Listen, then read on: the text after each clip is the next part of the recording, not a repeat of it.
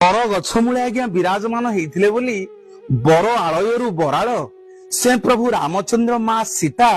भार्गवी नदीर बाली रे महादेव लिंग को स्थापन करते बोली लोक मैंने गेलारे डाकिले आज्ञा बालुकेश्वर बोली बराल बालुकेश्वर को दर्शन करेंगे। अनेक दिन है बाहागर है आज्ञा पुओ झील है डाक्तर फेरई देलानी जीवे ये बराल बालुकेश्वर निकट रे गोटे मानसिक करेंगे गुआ और नड़िया बसई 21 दिन पालन करेंगे 107 गरा जल आज्ञा बराल बालुकेश्वर गाधेबे एवं जेतेबेले 108तम गरा जल स्वामी स्त्री दुई जन जाक आपण गाधेबे ता दुआरु आज्ञा के खाली हाथ रे फेरिके आसी नाहंती। 8गड़ रजांकर झियो को पुओ करि देइथिले बराल बालुकेश्वरंकर